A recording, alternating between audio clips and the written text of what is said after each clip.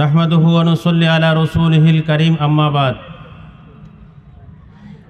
ইসলামী আন্দোলন বাংলাদেশ কর্তৃক ত্রয়োদশ জাতীয় সংসদ নির্বাচনে আজকের এই নির্বাচনী জনসভার সম্মানিত সভাপতি মঞ্চে উপস্থিত আছেন ইসলামী আন্দোলন বাংলাদেশের মোহতারাম আমির, এদেশের লাখো কোটি তৌহিদি জনতা হৃদয়ের স্পন্দন, আগামী বাংলাদেশ গড়ার স্বপ্নদ্রষ্টা হযরত পীর শাহ হুজুর চরমনাই দামাত বরকাতুল আলিয়া, মঞ্চ উপস্থিত জাতীয় ইসলামী নেতৃবৃন্দ, সাংবাদিক বন্ধুগণ ও আমার সামনে উপস্থিত সংগ্রামী সহযোদ্ধা সাথী ও বন্ধুগণ, আমরা ইসলাম দেশ মানবতার কল্যাণে পীর সাহেব চরমনাই আহ্বানে নারায়ণগঞ্জের প্রত্যেকটা অলি গলি রাস্তাঘাট হাট বাজার আমরা মানুষের দ্বারা যাচ্ছি।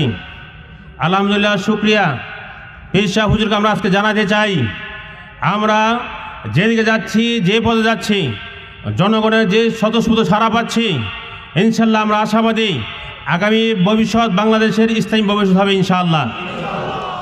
আগামী ভবিষ্যৎ বাংলাদেশের হাত পাকার ভবিষ্যৎ হবে ইনশাআল্লাহ। আমরা আজকে বলতে চাই, নারায়ণগঞ্জের মাটি ইসলামী আন্দোলনের ঘাঁটি, নারায়ণগঞ্জের মাটি হাত পাখার ঘাঁটি। আমরা আমাদের অন্য অন্য প্রতিনিধি ভাইদেরকে বলতে চাই, আসেন নারায়ণগঞ্জের মাঠ আমরা এখনও মোটামুটি সহনশীল আসে। আমরা সকল দলকেও যত আহ্বান জানাই, আমরা কেউ কাকে ঘায়েল না করে আমাদের নারায়ণগঞ্জের এই মাঠকে আমরা সুন্দর বজায় রেখে লেভেল ফিল্ড সৃষ্টি করে আগামী নির্বাচনে আমরা শক্তির প্রদর্শন দেব। আমরা পিছিয়ে শক্তি নয়, কারো টাকা দিয়ে নয়, আমরা জনগণের ভালোবাসা নিয়ে আগামীতে হাত পাকা বিজয় ছিনিয়ে আনবো ইনশাআল্লাহ। সংগ্রামী সাথী ও বন্ধুগণ, আমরা সকল আহ্বান জানাবো, সুষ্ঠু নির্বাচনের মাধ্যমে যেই ক্ষমতা আসবে, যেই বিজয়, তাকে আমরা সাধুবাদ জানাবো, তাকে ওয়েলকাম জানাবো। যদি কেউ কোনো বাঁকা পথে আসার চেষ্টা করেন, কোনো এদিক সেদিক করার চেষ্টা করেন, ইসলামী আন্দোলন বাংলাদেশের নেতা কর্মীরা ঘরে বসে থাকবে না ইনশাআল্লাহ। প্রয়োজন মতো নিজের রক্ত দিয়ে হলেও তা প্রতিরোধ করে ইসলামী বিজয় ছিনিয়ে আনবো ইনশাআল্লাহ। সর্বশেষ আমি নারায়ণগঞ্জের 5 আসনের প্রার্থী আমাকে ঘোষণা করেছেন। নারায়ণগঞ্জের 5 আসনের যারা আসছেন, আমি আহ্বান জানাচ্ছি, আপনারা এখন থেকে হাটে ঘাটে মাঠে দাওয়াত দিচ্ছেন, আরও বেশি দেন, প্রত্যেক ভোটারের কাছে যান, মানুষের হৃদয়ে জয় করার চেষ্টা করেন, আদর্শ দিয়ে জয়ের চেষ্টা করেন।